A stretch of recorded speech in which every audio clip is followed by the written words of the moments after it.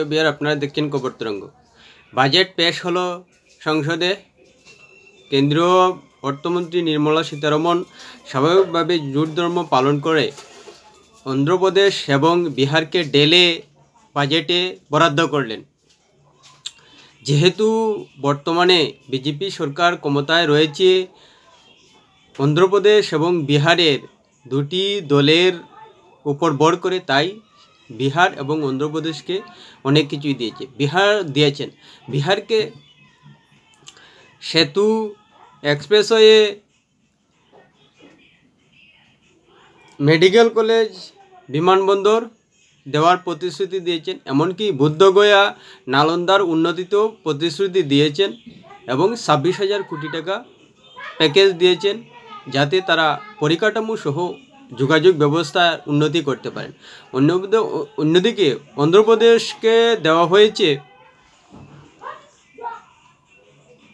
গ্রাম উন্নয়নে 2.22 লক্ষ কোটি টাকা আর অমরাবতীর উন্নয়নে 15,000 কোটি টাকা, যাতে অন্ধ্রপ্রদেশের রাজধানী অমরাবতীকে ঢেলে সাজানো হয়। সেটাই তো স্বাভাবিক।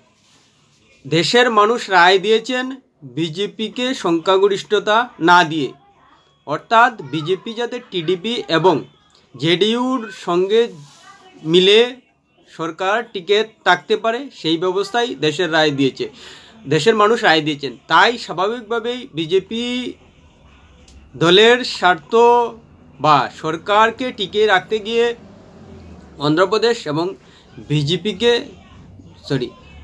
বিহারকে অগ্রগতি দিয়েছেন বাজেটে। এ নিয়ে আশ্চর্যের কিছু থাকার কথা নয়। যেহেতু জনগণ রায় দিয়েছেন বিজেপিকে সেইভাবে বাজেট পেশ করার জন্য, তাই বিজেপি সেইভাবে বাজেট পেশ করেছে এবং বিজেপি নিজের দলের স্বার্থে বা সারা ভারত থেকে যদি বিজেপিকে সংখ্যাগরিষ্ঠতা দেওয়া হতো, তাহলে বিজেপি সেইভাবেই বাজেটটা পেশ করতো, কিন্তু সেভাবে পারছে না। যার কারণেই জোট ধর্ম পালন করতে গিয়ে অন্ধ্রপ্রদেশ এবং বিহারকে আলাদা গুরুত্ব দেওয়া হয়েছে বাজেটে। সে নিয়ে অনেকেই কুচা দিতে পারেন, কিন্তু আশ্চর্য হওয়ার কিছুই নেই। যেহেতু জনগণের রায়ই বড় কথা, যেহেতু জনগণ বিজেপিকে সেইভাবে সরকার চালানোর ক্ষমতা দিয়েছে, তাই বিজেপি সেইভাবেই বাজেট পেশ করেছে। অন্যদিকে এই বাজেট পেশ নিয়েই বাংলার মুখ্যমন্ত্রী এবং অভিষেক ব্যানার্জি কুচা দিয়েছেন কেন্দ্র সরকারকে। বিশেষ করে অভিষেক ব্যানার্জি বলেছেন যে বাজেটে বাংলার জন্য কিছুই রাখা হয়নি, লবডঙ্কা। বাংলার মানুষ তাই জবাব দিয়েছে কেন্দ্রকে। সত্যিই তো, অভিষেক ব্যানার্জির কথা যদি বলা হয়, তাহলে বাংলার মানুষ যেহেতু কেন্দ্রকে জবাব দিয়েছে, তাই কেন্দ্র বাংলার মানুষকে জবাব দিয়েছে। সেটাই তো হয়ে যাচ্ছে। কথাটা তেতু লাগলেও কিন্তু এটাই হয়ে যাচ্ছে। আর এটা তো শুধু বিজেপির আমলে নয়, 1977 সাল থেকে লাগাতার বাংলার মানুষ কেন্দ্রকে জবাব দিচ্ছে। তাই কেন্দ্র সে যে কোনো দলের সরকারই হোক না কেন, বাংলার মানুষকে জবাব দিচ্ছে। এটাই হয়ে আসছে। বাংলার মানুষ জবাব দেয়, কেন্দ্র বাংলার মানুষকে জবাব দেয়। যার কারণে যখন স্বাধীনতা ভারত পেয়েছিল, তখন কিন্তু বাংলা সবথেকে উন্নত রাজ্য ছিল, আর এখন সবথেকে পিছিয়ে রয়েছে। স্বাধীনতার সময় ভারতবর্ষের অন্যতম উন্নত রাজ্য ছিল পশ্চিমবঙ্গ, আর এখন সবথেকে উন্নতম পিছিয়ে থাকা রাজ্য হয়েছে পশ্চিমবঙ্গ। ভারতের কেন্দ্রীভূত দল বিজেপি, কংগ্রেসকে বাংলার মানুষ দূরে সরিয়ে রাখে।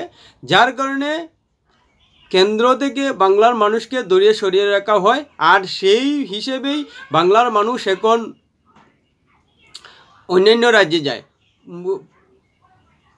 অভিষেক ব্যানার্জি এও বলেছেন যে একসময় বাংলা ভারতবর্ষকে পথ দেখাতো, এখন সেই বাংলার মানুষকে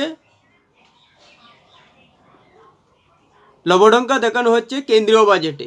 সত্যিই তো, বাংলার মানুষ একসময় পথ দেখাতো সারা ভারতকে, আর এখন সেই কেন্দ্রকে জবাব দিতে দিতে বাংলার মানুষ এখন পথ দেখে ভারতবর্ষের অন্যান্য রাজ্যে চলে যায়।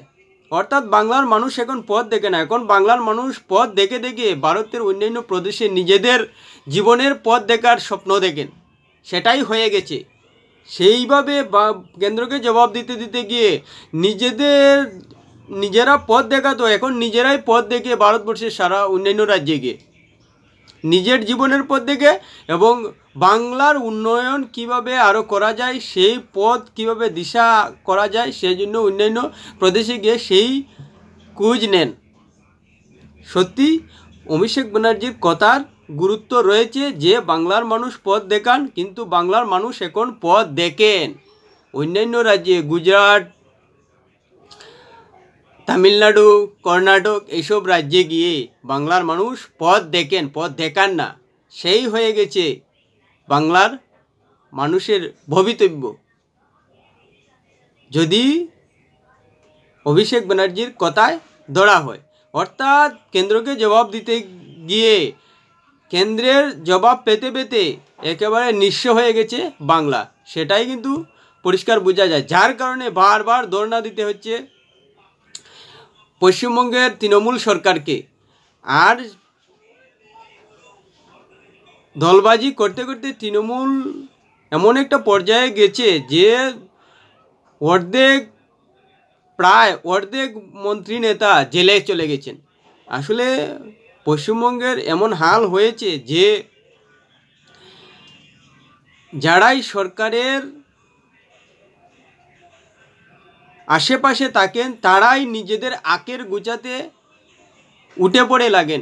কেননা পশ্চিমবঙ্গে বেঁচে থাকার মতো পরিস্থিতি নেই, যার কারণে নিজের আঁকের গুছিয়ে ভবিষ্যৎকে নিরাপদ রাখতে চান, তাই সরকারের আশেপাশে থেকে সেই ব্যবস্থাটা করেন। আর সরকার কেন্দ্রের থেকে প্রকল্প এনে সেটাকে দুর্নীতি অনৈতিক কাজে ব্যবহার করে নিজের দলের মানুষকেই সুবিধা পাইয়ে দেওয়ার কাজে লিপ্ত হয়, যার কারণে সরকার টাকা আটকাচ্ছে। অন্যদিকে বিহার এবং অন্ধ্রপ্রদেশের বিশেষ রাজ্যের মর্যাদা কেন্দ্র রক্ষা করেনি, তার পরিবর্তে অন্যান্য সুবিধা দিয়েছে। কেন রক্ষা করেনি সেটার মূল কারণ হলো যে বিহার একটা পর্বতসংকুল রাজ্য নয়, যেটা বিশেষ রাজ্যের মর্যাদা ক্ষেত্রে প্রয়োজন, এবং সীমান্ত লাগোয়া রাজ্যও নয়। অন্ধ্রপ্রদেশ এবং বিহারের ক্ষেত্রে দুটিই কাটে এবং জনগণত্বের দিক দিয়েও হালকা নয়, যেটা মেঘালয়, ত্রিপুরা, অসম, অরুণাচল প্রদেশে দেখা যায়। সেই জন্যই বিশেষ রাজ্যের মর্যাদা টিডিপি এবং জেডিইউ করলেও বিহার এবং অন্ধ্রপ্রদেশকে বিজেপি সরকার দেয়নি। তার বদলে আর্থিক পরিকাঠামো বা অর্থনৈতিক উন্নয়নের জন্য প্যাকেজ দেওয়া হয়েছে, অন্যান্য সুবিধা দেওয়ার প্রতিশ্রুতি দেওয়া হয়েছে। কেন্দ্রীয় বা বিশেষ রাজ্যের মর্যাদা পেলে একটা রাজ্য 90 এবং 10 হিসেবে কেন্দ্রীয় প্রকল্প কার্যকরী করতে পারে। অর্থাৎ কেন্দ্র 90 টাকা দিলে বিশেষ রাজ্যের মর্যাদা পাওয়া রাজ্যকে 10 টাকা খরচ করতে হয় কেন্দ্রীয় প্রকল্পে। আর যদি সেই মর্যাদা না থাকে তাহলে 75-25% বা 60-40% কেন্দ্রীয় প্রকল্পে ব্যয় করতে হয়। অর্থাৎ কেন্দ্রকে 60 টাকা 75 টাকা ব্যয় করতে হয়, রাজ্যকে 25 টাকা এবং 40 টাকা ব্যয় করতে হয়, সেটাই নিয়ম। আর সেই নিয়মে গিয়ে অন্ধ্রপ্রদেশ এবং বিহার দাবি করেছিল যে বিশেষ রাজ্যের মর্যাদা যাতে 10 টাকা খরচ করে কেন্দ্রীয় প্রকল্প তারা চালু করতে পারেন বা কার্যকরী করতে পারেন। যেহেতু বিহার এবং অন্ধ্রপ্রদেশ পিছিয়ে রয়েছে, কিন্তু কেন পিছিয়ে রয়েছে সেটা কিন্তু সরকার খুঁজে দেখছে না। ভারতের প্রতিটি রাজ্যই কিন্তু স্বাধীনতার পর থেকে সমপর্যায়ে প্রায় ছিল, কিন্তু সেখান থেকে এক একটা রাজ্য অনেক উন্নত করে ফেলেছে, কিন্তু বিহার এবং উত্তরপ্রদেশের মতো রাজ্যগুলো সেভাবে উন্নতি করতে পারছে না। কিন্তু সেখানের যারা সরকারে এসেছিল তারা এখন পর্যন্ত খুঁজে বের করতে পারছে না যে তাদের রাজ্য কিভাবে পিছিয়ে রইল।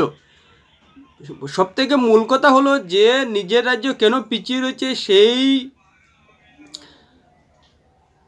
সমস্যা খুঁজে দেখা দরকার। তারপর কেন্দ্র সরকারকে সেভাবে সাহায্য করার জন্য দাবি জানানো উচিত, যাতে সেই সমস্যার সমাধান রাজ্য নিজে নিজে করতে পারে। কিন্তু বিহার, উত্তরপ্রদেশ বা অন্ধ্রপ্রদেশের মতো রাজ্যগুলো নিজেদের রাজ্যে কেন উন্নতি করতে পারছে না, সেই সমস্যাটাই তারা বের করতে পারছেন না, যার কারণে কেন্দ্র সরকারের ইচ্ছে থাকলেও সেভাবে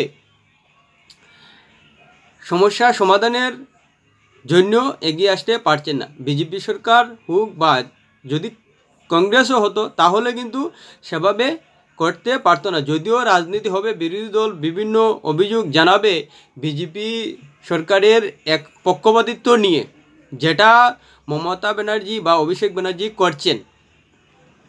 কিন্তু জোট রাজনীতির বাধ্যবাধকতায় যে কোনো দল কোনো রাজ্যকে বিশেষ প্যাকেজ, বিশেষ সুবিধা দিতে হয়, সেটা 2024 সালে সরকার গড়ার পর বিজেপির বাজেটে পরিষ্কার হয়ে গেছে। নির্মলা সীতারমণ বাজেটে সেজন্যই জোট ধর্ম পালন করতে গিয়ে বিহার এবং অন্ধ্রপ্রদেশকে নজরকাড়াভাবে সুবিধার কথা উল্লেখ করেছেন বাজেটে, যেটা অবশ্যই সারা ভারতবর্ষে অন্যান্য রাজ্যগুলোর ক্ষেত্রে চুকে লাগবে। কিন্তু কিছু করার নেই, যেহেতু ভারতবর্ষের জনগণ বিজেপিকে সেইভাবেই বাজেট পেশ করার জন্য সরকারে এনেছেন, তাই বিজেপি সেইভাবে বাজেট পেশ করেছে। এ নিয়ে আফসোস করার কিছুই নেই। ভিডিওটি ভালো লাগলে লাইক, শেয়ার, কমেন্ট করবে।